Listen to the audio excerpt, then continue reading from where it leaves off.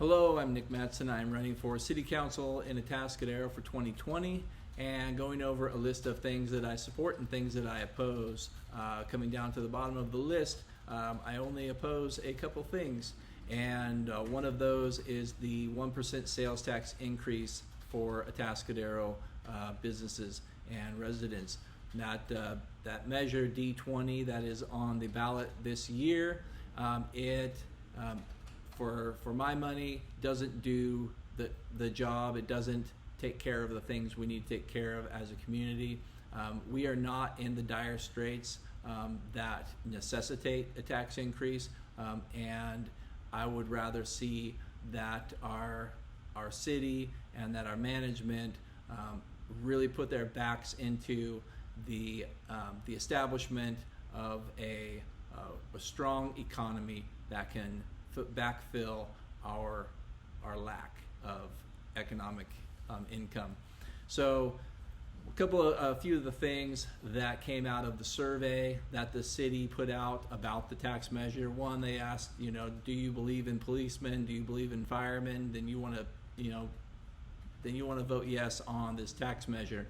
Now, of course, all of us do believe in our policemen, do believe in our firemen, and do want to make sure that they have every last resource available to them so that they can do a great job for us. They have really hard jobs.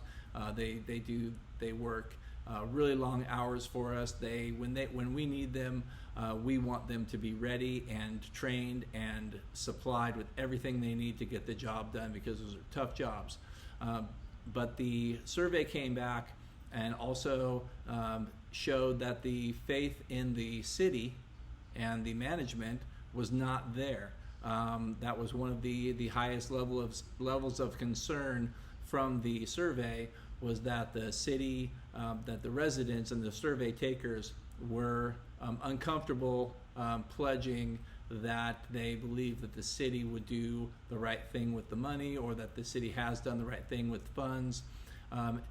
And that was not taken into consideration when proposing the language for the measure D20. And I think that was really an oversight by the city, an oversight by the current council, where shoring up that faith would have been a much stronger move to gain the faith of the voters in order to make sure that this measure passed. The attitude that I've seen come back from the city is one that is not respective and not respectful of the full context of what they're dealing with, and that just further speaks to the idea that the accountability is not there, and the idea of accountability is not there. There's an entitlement that is being put out there. There is the big carrot at the end of the stick saying, hey, if you believe in your police, then you want to support this sales tax increase. But when you listen to the city council talk about the sales tax increase, they admittedly, and this was just last week at the last city council meeting, in mid, I think it was September 22nd, that they admitted to themselves that they don't have a fully fleshed plan on what to do with the money that is going to come from the sales tax. And they admitted to themselves in discussion that maybe they need to come with a better list of things that is going to be done with this money. That in turn, now whether they can come with this list, and I'll change my mind about my support for this measure, but that kind of accountability is what we're looking for from our local government, especially a local government that is underfunded right now, needs to live within its means right now, needs to think creatively and innovatively about how they're spending our money so that we don't have to raise taxes. Now, the raising taxes is a band-aid to a bigger problem, and what I want to do as a city council person is to fix the problem, and the problem is our economy. The problem is that we are not as aggressive as we need to be in making sure that businesses are coming into Atascadero, that they are are filling our storefronts, that they are filling our empty spaces, that they are part of a vision for what we're going to be as a community in 20 years. You know, the Paso Robles community, 30 years ago, 40 years ago, decided that it wanted to be the retail hub of the North County. It took a long time for them to accomplish that goal, but they had a goal. It was clear. What we have in Atascadero is a lack of a goal. It's that we're just a bedroom community, and if we continue with that attitude, we are going to continue to need to band-aid these and to backfill these missing revenues with taxes. And you can only go so far with that. We need something better than that. We can't just rely on a few events. We need a industry that has growth opportunity, and that is something that can only be done through really great planning, proper planning, and execution. And back in 2008, it's almost just over a decade now, we have had a plan and a survey that we had a consultant come in and take a look at our community and say, okay, you need to improve your retail, improve your tourism, and improve your industry. You need to figure out what that industry is going to be. Now, we've done a little bit of, I would say we've actually gone backwards in retail. I don't think we have done enough to support even our local retail. And kudos to all of the small businesses in our town that are in retail that are doing a great job in holding down the fort.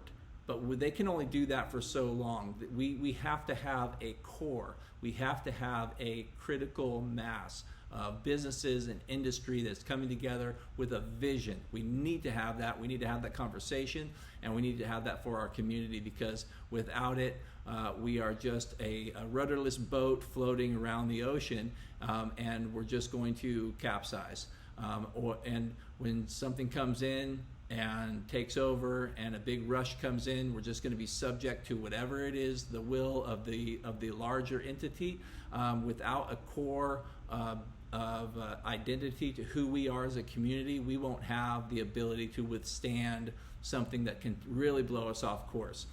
Paso Robles, I've worked in Paso Robles for the past few years, several years before that, and I work on the Paso Robles City, the Chamber of Commerce board there, and what they have in the community there is an identity. They know who they are. They know they've gone through variations of themselves. While they were the almond capital of the world, while they it created a world-class wine region, they still worked on other areas of the industry, becoming the retail capital of the North County. And we need that sort of tenacity when it comes to building a great economic hub and developing our economic strength as a community. We have to know who we are first, and we have to go after it. And when we do that, we'll find the support we need from other businesses and other industries that come in and say, we like what you are, we don't want to disturb what you are, and we want to add to what you are and build a stronger community around that. That was what I will give for 4 years of my time and effort, so that we can overcome any missing revenue that our police need, that our fire needs, that we have not only just a Band-Aid, but a long-term sustainable fix for our community and for our industries and for our economy that supports us in the long term, so that I can hand something over to my children when they are of age.